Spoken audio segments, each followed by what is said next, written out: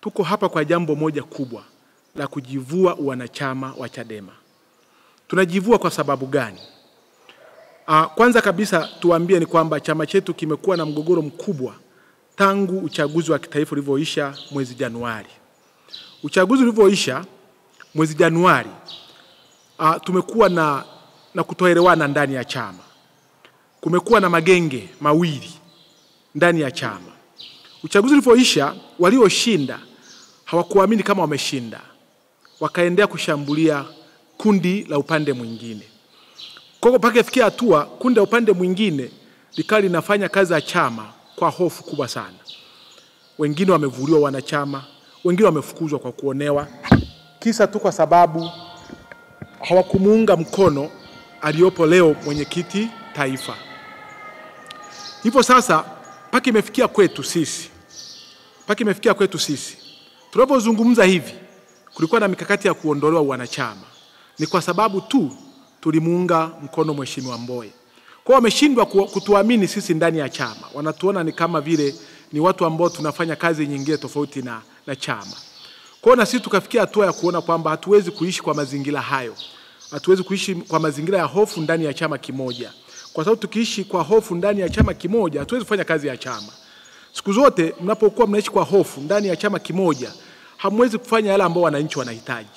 Hatuwezi kuleta ukombozi wa nchi kama tunaishi sisi wenyewe kwa hofu. Kwa hiyo sisi tumeamua kujivua, kwa maana ya kwamba ni bora tupumuzike. Tuangalie namna nyingine ya kufanya siasa, sio tunaoifanya sasa hivi. Ukipitia kwenye magrupu yetu ya WhatsApp ya chama, ni matusi kila siku. Mimi binafsi ninavyozungumza hapa, ninatukanwa kila leo. Kila leo natukanwa. Kuna vijana ambao wamepandikizwa, wanawekewa mabando kwa ajili ya kutukana baadhi ya viongozi ambao wanamuunga Mbowe kwenye nafasi ya wenyekiti taifa. Wanawekea mabando kwa ajili ya kutukana viongozi. Na wanakuwa wanapewa maelekezo. Na ndio maana wale vijana wanakuwa hawachukuliwi hata hatua za kinidhamu. Mimi mwenyewe hapa ni mwenyekiti wa kamati ya maadili ya kanda. Lakini pamoja na kuwa mwenyekiti wa kamati ya maadili ya kanda, huwa nina wajumbe wangu ambao wanatakiwa wateuliwe na kamati tendaji ya kanda. Mpaka dakika tunavyozungumza hawajateuliwa. Na kwa sababu gani hawajateuliwa? Kwa sababu ili mimi nisifanye kazi ya kuangalia maadili. Kwa maana yake mpaka sasa hivi kinachofanyika kwenye kanda, wanaokalia vikao vya maadili inakuwa ni kama tendaji ya kanda. Kwa hiyo mimi kamati yangu imenyimwa nafasi ya kuweza kuangalia changamoto hizi za kimaadili ambazo zinatokea ndani ya chama.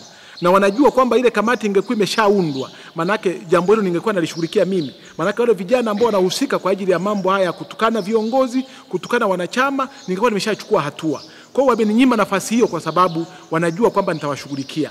Kwa sana tumefikia maamuzi hayo. Lakini kwa mimi binafsi, kwa uzoefu wangu wa ndani ya chama, leo mimi na miaka 10 ndani ya chama. Na miaka 10 ndani ya chama.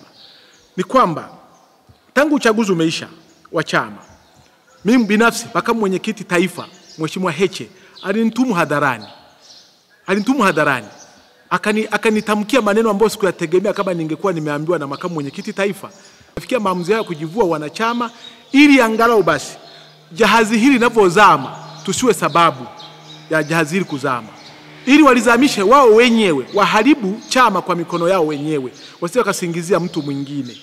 Mimi ndani ya kanda ndo nilikuwa meneja kampeni wa Mheshimiwa Mbowe. Kama mgombea kama walivyokuwa wagombea wengine. Lakini imefikia hatua inaonekana kama tulivyokuwa tunamuunga Mbowe, kama vile tulikuwa tunamuunga mkono mgombea wa CCM, kwamba alikuwa anagombea mgombea wa chama kingine sio Chadema. Kwa sababu tumeshakuwa na uadui mkubwa ambao ni zaidi ya uadui tulionao ndani ya CCM. Kwa sasa tunajiuliza kwamba Chadema ilikuwa ina vyama vingapi?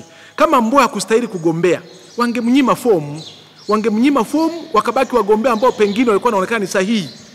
Lakini Mbowe alivyochukua fomu, maana alikuwa ni mwanachadema na alikuwa anastahili kupata wanachama na waungaji mkono kama sisi tulivyomuunga mkono. Lakini tulitegemea sisi uchaguzi ungeisha, haya mambo yote yangewekwa vizuri, tukaendelea na chama chetu. Lakini sasa imeshakuwa vita ndani ya chama. Ni vita kubwa ambayo sasa ni zaidi tunavyopambana na CCM. Lakini sisi tukajiuliza hatuwezi kuishi kwa mazingira hayo. Ni bora tukajinasua, tukakaa pembeni ili wao waendeshe chama. Lakini pia jambo la pili ambalo limetufanya sisi tujivue wanachama ni kama tumewatelekeza wananchi.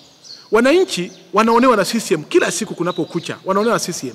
Lakini sisi Chadema tukasema tunajiondoa kwenye uchaguzi. Hatushiriki uchaguzi. Kitendo cha kusema tushiriki uchaguzi, maana yake tumeamua kuwatelekeza wananchi. Wananchi wapo wanatusubiri kwa ajili ya kuwasaidia, kwa ajili ya kuwaokoa na midomo michafu ya CCM. Hata tukisema tushiriki uchaguzi, na njia ya kuwasaidia wananchi ni uchaguzi. Tusiposhiriki uchaguzi tunawasaidia nini?